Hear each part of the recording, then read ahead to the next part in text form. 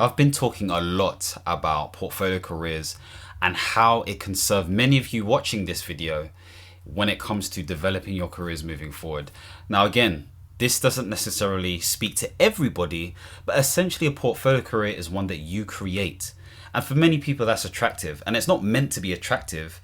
It is attractive to many because of the way the market is moving at the moment, because it's difficult to find jobs, because it's difficult to basically see yourself in the company that you're at long term. And it's understandable. Sometimes the strategy is to stay within the space.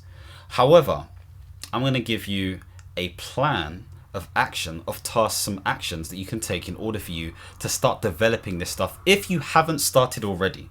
Now, just a quick recap. I talk about this stuff because I believe that due to all of the change that's happening socio-economically, geopolitically, economically, there is a lot happening when it comes to how organizations are dealing with talent right now.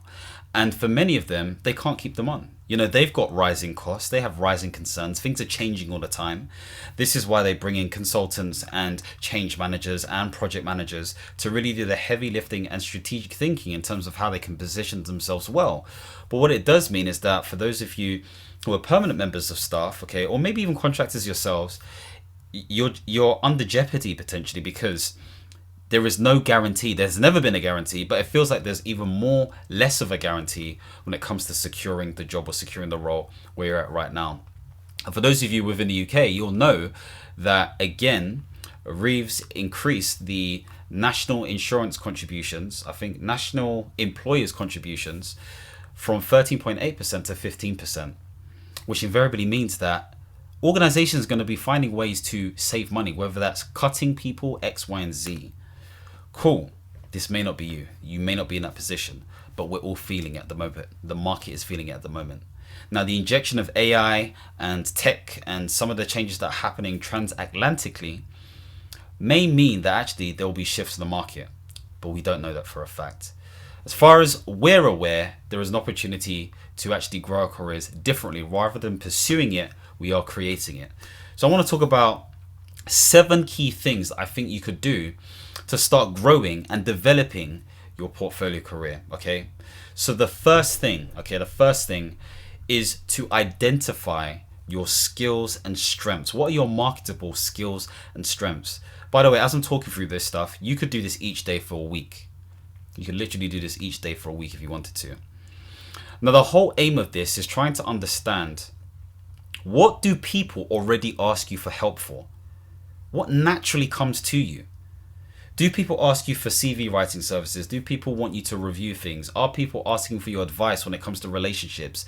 Is it a situation where people feel like you're great at organizing and structuring and developing stuff? What sort of skills do you have?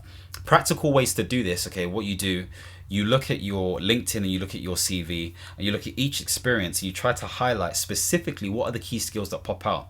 If you want to use AI to do this, you can put this into Notebook LM by Google or ChatGPT or Claude, whatever you use, whatever generative AI you use, and you can get to extract it. But you have to review it for yourself. Don't take it as golden.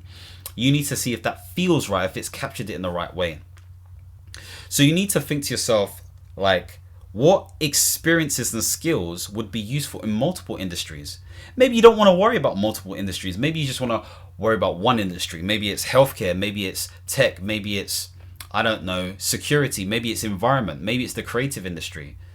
What specific industries or should I say, what skills do you believe would be most beneficial to what you want to do? And I guess there's another question you want to ask. Okay, this is quite an open one. It's kind of like, what would you do if you had all the money in the world? Maybe not quite the same question, but if you were to freelance confidently, okay, and you knew that you could get business, what sort of freelancing would you do? What sort of business would you do? What sort of consulting would you do? Now, this is not necessarily saying that you have to do that stuff, because you may decide that actually, based on the skills that I have, I want to continue growing where I'm growing. And I think that's actually a smart move.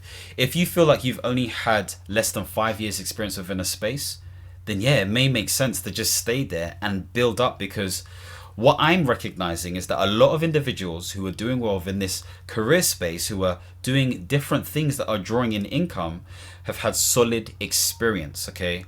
5 years, 10 years, 15 years, 20 years, 25 years, okay? Now, you don't want to, well, I'm not going to say you don't have to, because anyone can do what they want to do. But if it is more attractive for you to, be at a certain position after those years, then this is your opportunity to do it. So think to yourself, what skills do you have already? What are you aiming to do? So once you've understood that and you've kind of like grasped those different things, so day 2, or the second action you can take, is trying to understand specifically what is going to be your primary source of income. Now, for many, that will be an easy answer: my 9 to 5. Okay. Some people may say, actually, yes, it will be a 9 to 5, but it's not the one I'm doing right now. Okay. So maybe you are working for Wendy's or McDonald's, or maybe you're working for local government, or maybe you're working for a fintech company, maybe you're cleaning. I don't know what you're doing, but you need to decide what you want your primary income source to be. Now, of course, you're going to know what it is right now, but maybe there's a transition that has to happen. And so if you can identify that based on who you want to become, your key skills and all that kind of stuff there, then it's thinking about what's the plan to sort of like position yourself in such a way where you can actually, again, develop within this space, get the experience that you want. So with this primary source sort of like action, you need to think to yourself, what goal do you want from this? If I'm not where I want to be, how am I going to get there? So you're thinking about training, you're thinking about maybe coaching and mentoring potentially, you're thinking about who can you speak to get more insight, you're thinking about what different deliverables do you need to have in order for you to evidence that you've done well. And that's going to be a big one for you. I've spoken about the PAR model. This is the model that I've put together last summer that helps me get contracts come in and calls and all that kind of stuff there. If you know what specific strategic problem you're solving for that organization or for an audience, and you know what actions you need to take aligned to a recognized methodology, then it means that you should be able to understand what results or key benefits, tangible ones, that you'd be realizing. So does it make money, save money? Does it make something more efficient? Does it improve the quality of something? Does it improve customer service, etc., etc.? So this is why you track the deliverables. It's important. So you have to have some key things, let's say 7 things that help you to understand if you've ticked certain things. Maybe you're a project manager. Those deliverables may be something like, I don't know, number 1, do some sort of review and assessment on the current projects and programs. Number 2, ensure that you install some level of governance so that there is accountability. Number 3, ensure that you've set up the PMO so that there is reporting happening on a weekly basis. Number 4, you get the picture. What are the key deliverables? What are the tangible documents or things that you have to do that you can measure and track? So this is all planning, by the way. So this is for the second action. This is for Tuesday, whatever you want to call it. The third action is more centered around, okay, cool. Now you know what the primary focus is. This is like going to take 70% of your time as an example. What secondary thing do I want? Yeah, this is the whole point of a portfolio career. What secondary thing do you want? Now, this thing doesn't have to be big. This thing could be a volunteering thing. It doesn't necessarily have to make you money. Maybe it's volunteering because you want the experience or you want to support certain types of people. Maybe you are learning to invest, and so you have to understand the patterns of the markets. Maybe you need to look at things like, I don't know, I'm making this up, oil, what's happening with the Federal Reserve, what's happening with interest rates and inflation, maybe what's happening with whatever it may be. You want to get into that mind of understanding what happens economically and what drives, markets to move. Maybe it's a situation where actually you want to do coaching, okay, but you just don't want to be a life coach. Maybe you want to be a career coach, or maybe you want to be an individual that helps people lose weight. So you're a weight loss coach. So find that thing that you want to be your secondary income. However, it makes sense that this thing is aligned to experience and or skills that you have. Now, if it doesn't, that's okay, but there's just going to be more of a learning curve.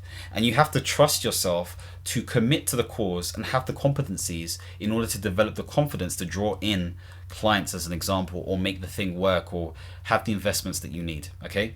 So think about that stuff. So again, what a lot of people do is they align their secondary income to the primary income because it makes sense to do that. But again, you don't have to do it that way. I'm just saying it may make sense for you, it may not make sense for you. And obviously this may be a thing where eventually this thing outgrows your primary income, but there's no sort of like guarantee with that. So that's the third action. So define what the secondary source of income is. You want to do some research in this. Maybe you want to start off with ChatGPT, and then you want to understand, okay, what different ways are there to make money? Write me an exhaustive, comprehensive list, okay? And it'll do all this stuff and give you all these ideas. You'll be like, oh my gosh, I could do that, this and that. And then maybe you can use Perplexity AI in order for you to do the research on that stuff, and then you can get all that information. But then you have to assess it. You can't just take it for face value. So this is what I'm saying. Don't just use AI to just like, it's done now. Make sure you quality assure it. Then the fourth action, okay? So this fourth action, maybe it's your Thursday if you're starting at the beginning of the week. You want to set up some sort of basic online presence. I think it's important to do that because, well, I mean, people have various sort of like opinions based on this. Oh, you don't need to use online, blah, blah, this and that. You don't. But it may be helpful. It may be helpful. I've even got recruiters these days saying, oh, make sure your CV is aligned to your LinkedIn. So they assume you have LinkedIn, and they're assuming your LinkedIn, it needs to be aligned to your CV. So there is some level of perceived importance, okay? But is it important inherently? Not necessarily.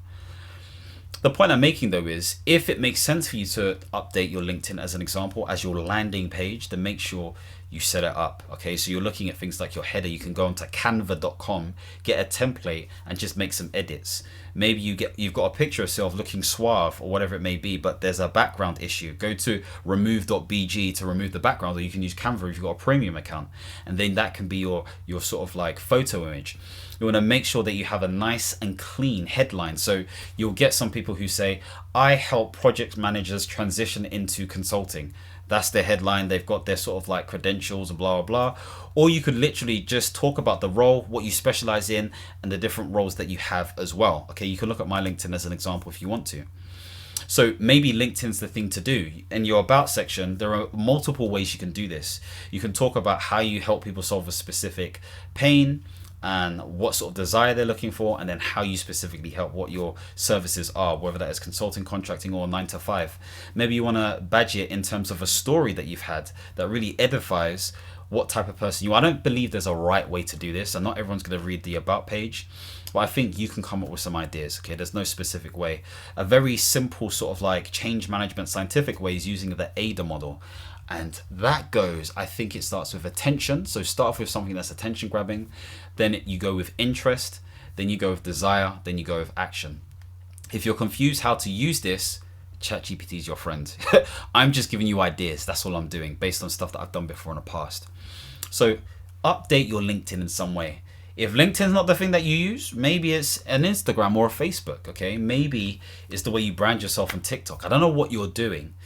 But whatever online presence you have, upgrade it, my friend, upgrade it, okay? And get some suggestions from people who are a bit more photo savvy or have the eye, whatever it may be, if you have those people around.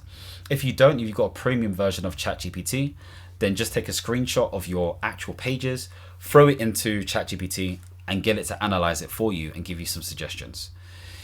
If you want to set up a website, okay, I've got a WordPress website that I set up years ago, and I've just iterated it ever since. I have my business one and I have my personal brand one. I'm not suggesting you do the same thing. You don't even need to use WordPress or even Squarespace or any of that stuff. You can use something called Card, which is something that I believe Justin Welsh talks about on LinkedIn. If you don't know about him, check out his stuff. He talks about being a solopreneur, a diversified one. But you can also use Notion. Notion's another way you can set up your own web page. Nice, clean, and simple. So you can be creative with it. You can even use Canva. Canva allows you to set up web pages if you want to do it. I did it for my boy the other day. He has an academy. I set it up for him. He has a speaking business as well. And it was nice, quick, and simple. So there are different ways you can set this stuff up. But if you want to keep it slick and professional, you want to have, again, your name, and you want to have it under a certain type of content management system, you can do all of that. I'm just giving you the quickest route to success, okay? Or at least to market. And also, again, you may want to start sharing stuff on social media. So maybe you're a written person. So maybe you want to use X. Maybe you want to use Threads, okay? Maybe you're more of a speaker. So you want to go onto LinkedIn and you're doing, I think you can set up live events where it's kind of like the Clubhouse effect, where you just literally talk, people attend and all that kind of stuff there. Maybe you want to post content on whatever social media sort of like platform you want to do. Maybe you want to do YouTube. I mean, again, YouTube is an industrious thing. But I'd be a hypocrite if I said you shouldn't do YouTube as well. So if you want to do that, it's up to you. Okay, there are many benefits to doing YouTube because you can just rip out the transcript from it, and then it can turn into so many things, especially if you're creative with it as well. So these are some things you can do to set up your online presence that is aligned to your primary income source within your portfolio career. Now let's move on. So let's move on to the fifth thing that you could do. Maybe this is your Friday, okay, if you're starting at the beginning of the week. Now think about what skill you need to learn. What skill do you need to learn to increase your earning potential? So if we're using the example of, let's say you're doing a 9 to 5, okay? How do you get that promotion? How do you negotiate your pay? Okay? What skills do you need in order to do that? What do you need to evidence based on deliverables list? When it comes to contracting, how can, again, you can negotiate your day rate? Maybe it's a situation where actually, you've gone from project manager, now you want to go to senior project manager or program manager. What does that transition look like? Who do you need to speak to? What do you need to learn? And so with this stuff, you'll understand that actually, really and truly, is speaking to certain people, is taking certain courses that are recognized and approved, and it's positioning and presenting yourself in such a way that allows you to get that success. Positioning. This is why branding is key. This is why understanding who you want to become is key. This is why tracking all of that different stuff is key so that you can articulate yourself effectively. So what skill do you need to learn? Okay, you can do short courses on Coursera. You can watch things on YouTube, you can go on Udemy, you can go on LinkedIn. But if you have the funding, okay, or your organization has the funding, and I think I saw in the comments one time where an individual was talking about how he's been at his organization for 14 years and they haven't necessarily given him the opportunity to go for funding. I hear it, bro. I hear it. It's not nice. It's not nice at all. And I don't think it's fair. But it marks you with a decision. Do you, and I'm not speaking to him, but speaking to you guys, do you continue and try to find opportunities outside of that space, okay? Or do you wait on them to fund you?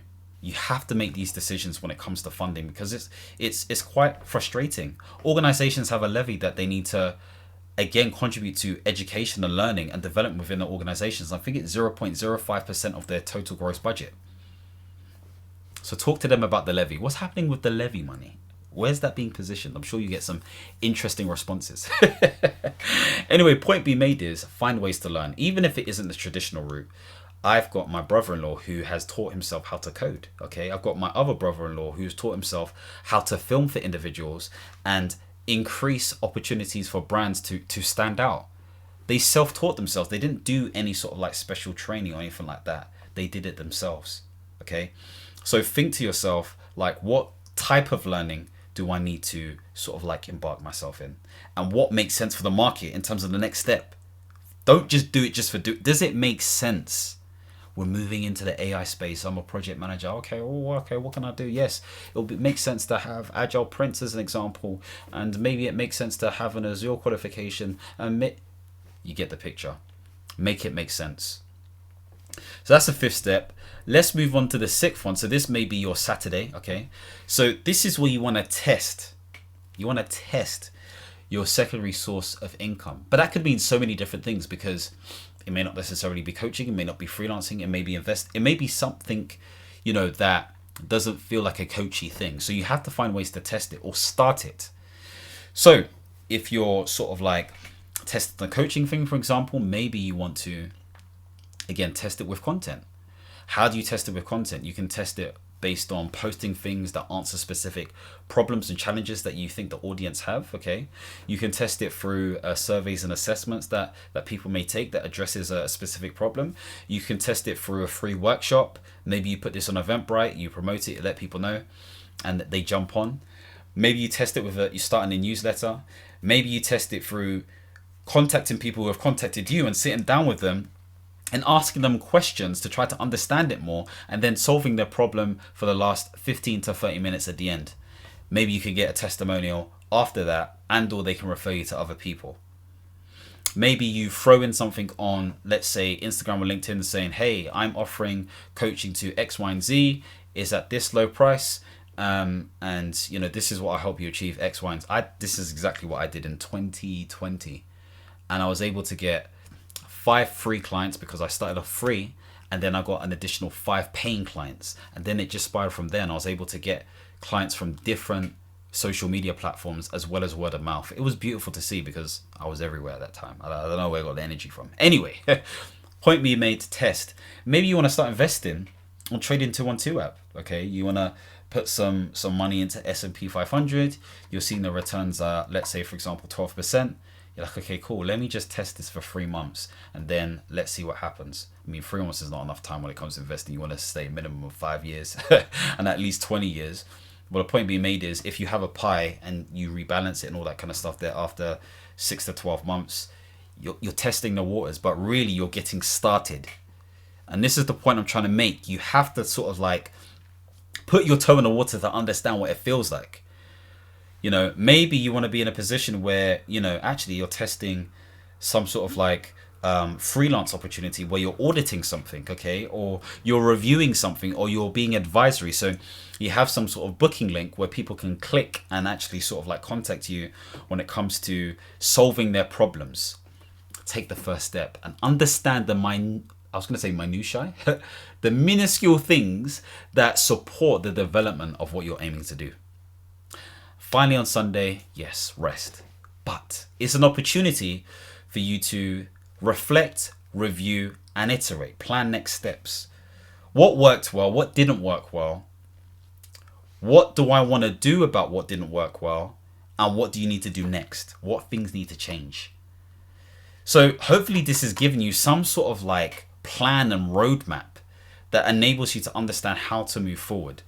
So I'm going to go through this again because I've got my notes here.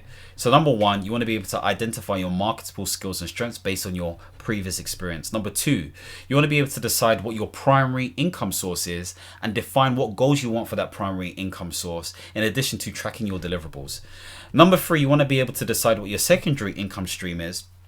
Do some research in terms of what's out there already and understand whether you want it to complement your primary one or you want it to be, you know, slightly different because you want to explore a curiosity or whatever it may be, provided that there's product market fit and you've done that research on that.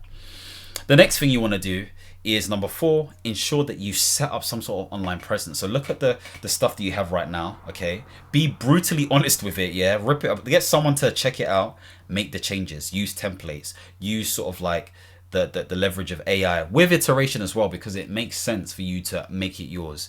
And I'm not saying that just because I'm like, don't use AI. I think you should use AI. However, it's so clear when someone's just used a bot. It's just clear.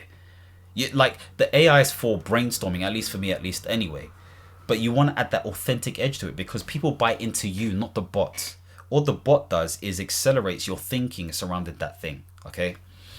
Then you want to be in a position, so that's number 4. Number 5, you want to be able to understand what skills you need to learn and understand what routes and avenues that you need to take in order to learn those skills, and also understand, will those skills realistically increase the probability of me moving forward within my primary source, a secondary income source, and or the secondary one, because maybe the secondary becomes the primary at some point. You have to decide what that looks like for you. The 6th thing is, again, you want to start taking your actionable step and start testing things.